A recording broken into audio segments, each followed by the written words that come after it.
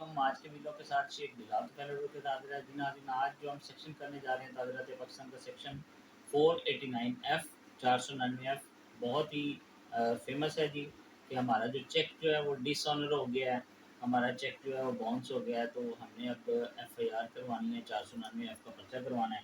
तो 499F जो है नॉन बेलेबल ऑफेंस है, इसका हम पर्चा करवाते हैं। तो 499F के हवाले से आज हम इसको पहले थोड़ा-सा पढ़ते हैं, फिर इसमें नई अमेंडमेंट्स जो हो गई हैं, फिर उसको देखते हैं और पहले सज़ा कितनी थी, अमेंडमेंट्स के बाद सज़ा जो है वो कितनी है, उसको देखते हैं। 499F की डिसऑनेस्टली इश्यूइंग अ चेक। कोई भी शख्स जो है वो पैसे के लेन-देन के मामले में कोई चेक इश्यू करता है और वो चेक जो है वो बाउंस हो जाता है, बोगस चेक देता है या उसका माइंड ये होता है कि जी मैं चेक दे रहा हूँ, तो मेरे अकाउंट में कौन-सा पैसे हैं।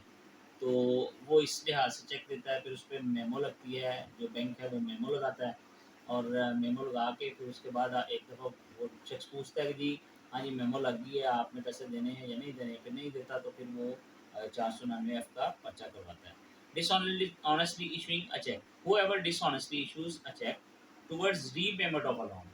रीपेमेंट ऑफ अ लोन करना चाहे इसलिए चेक इशू किया जाता है और फुलफिलमेंट ऑफ एन ऑब्लिगेशन या अपना ऑब्लिगेशन जो है अपनी जिम्मेदारी उसको फुलफिल करने के लिए which is dishonoured on presentation shall be punishable with imprisonment which may extend to 3 years। इसकी सज़ा पहले जो है वो 3 साल थी और विद फाइन या फाइन के साथ और विद बोथ दोनों भी दी जा सकती थी unless he can establish for which the burden of proof shall rest on him. तब तक जब तक बर्डन ऑफ प्रूफ जो है वो साबित ना हो जाए उस पर कि उसने जो है वो डिसऑनेस्टली जो है वो चेक दिया है, उसके माइंड में जो है वो कोई ऐसी शरारत थी या ऐसा वो झूठ बोलना चाह रहा था, मिसरिप्रेजेंटेशन करना चाह रहा था। That he had made arrangements with his bank to ensure that the cheque would be honoured and that the bank was at fault is not honouring the cheque. कि उसने जो चेक दिया है वो बैंक जो है वो डिसऑनर उसको कर दे, डिसऑन कर दे, माने ना कि ये आपके अकाउंट में पैसे नहीं हैं, तो इसकी सज़ा 3 साल है और फाइन और दोनों भी दिए जा सकते हैं। अब जो नई अमेंडमेंट्स हुई उसके मुताबिक 1 लाख से लेकर 1 लाख तक अगर आपकी अमाउंट है 1 मिलियन तक अगर आपकी अमाउंट है तो 1 मिलियन तक अमाउंट की सज़ा 3 साल ही है और फाइन और दोनों भी दिए जा सकते हैं।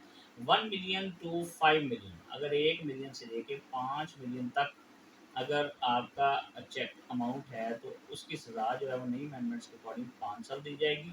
अगर 5 मिलियन से लेकर 10 मिलियन तक है तो उसकी सज़ा जो है वो 7 साल है और फाइन और दोनों भी दिए जा सकते हैं। अब इसके बाद एक और बड़ी इंपॉर्टेंट बात है कि क्या एक शख्स ने जो है वो सज़ा काट ली, 5-7 साल जेल में रहे हैं, क्या उसको माफ़ हो जाएंगे? देखिए उसका जो फ़ाइन है ना, जितना चेक है, फॉर एग्जांपल अगर चेक है 5 मिलियन का, तो 5 मिलियन उसने पे नहीं किए, उसने जो है वो अपनी जेल काट ली, तो 5 मिलियन का जो चेक है उसका जो फ़ाइन होगा वो डबल होगा। वो यानी मीन टू से कि 5 मिलियन का उसको 10 मिलियन पे करना पड़ेगा, उसकी जान फिर नहीं छूटेगी। ये जो हमारे गलतुलाम बना हुआ है कि जी जेल कट ली है तो हुण केड़ा सानू कोई पैसे देने पैने ने, तो ऐसा नहीं होता। अगर उसका पूरा जो है वो उसका बैकअप किया जाए, जो मुद्दई होता है हमारा, वो उसका अगर कंप्लेनेंट पूरा बैकअप करे तो इसकी सज़ा और उसके साथ-साथ वो अपनी रिकवरी भी कर सकता है। फिर इसके साथ एक और दावा होता है CPC में, वो दावा भी हम दायर कर सकते हैं अपनी रिकवरी के लिए। जो रूल 37 है उसका ऑर्डर 1 और 2, उसके तहत तो बड़ा जो है क्विक रिकवरी है। तो इससे बड़ी क्विक जो है वो रिस्पॉन्स मिलता है और हम अपनी रिकवरी कर सकते हैं। उम्मीद है आपको आज की वीडियो पसंद आई होगी। कोई भी क्वेश्चन है तो आप मुझे कमेंट बॉक्स में आके कर सकते हैं। Thank you very much.